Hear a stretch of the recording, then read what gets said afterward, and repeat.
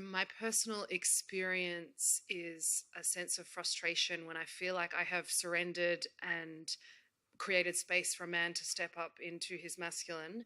And I feel like there's this huge assumption that all men want to step into that masculine, which isn't necessarily a reality. That's when you let him go. If you're a woman who truly longs for a masculine man, then you let him go. And I heard a few murmurs in the audience. I know that makes people uncomfortable.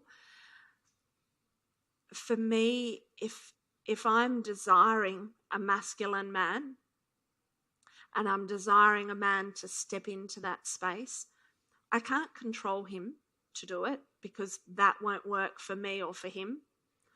I can't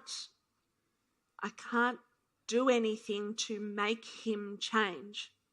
So in the experience of falling into myself, two things are going to happen. He'll step up, or if he doesn't step up, then he wasn't the man for me.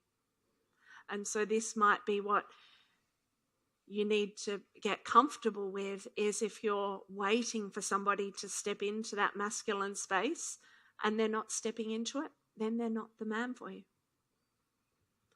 And that's okay. It's good to know who is not the right person for you, because before I met Rod, going back a number of years, there was a relationship I was in where I essentially started the relationship. I was the hunter. I was the woman who said to a mutual friend, "Oh, I like such and such," and knowing full well that she was going to go and tell him. And then, just making sure that, times when we could meet up. But I was in that active kind of hunter mode. I was not being feminine. I was doing the feminine on the outside, but I wasn't doing it inside. I was still actively controlling the dynamic between me and him. And we were together for quite a while. And we were always butting heads because I wasn't trusting him. I wasn't falling into my feminine. I kept trying to control him and make him be more masculine, make him be more of the man I wanted him to be.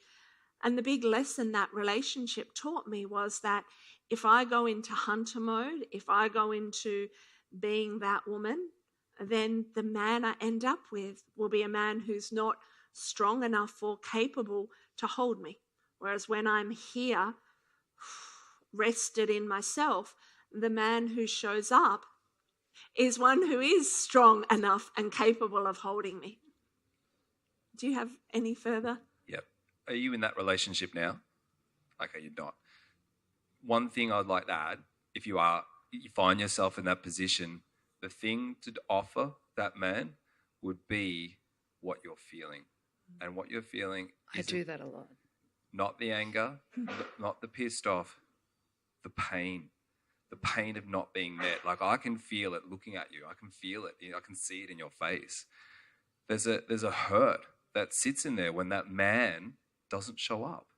And that hurt, that pain, when that comes through and a man sees that vulnerability, if it's tears, if it's just crying, if it's like, oh, like that the authentic hurt, the authentic pain that you actually feel for him not stepping up, show him that.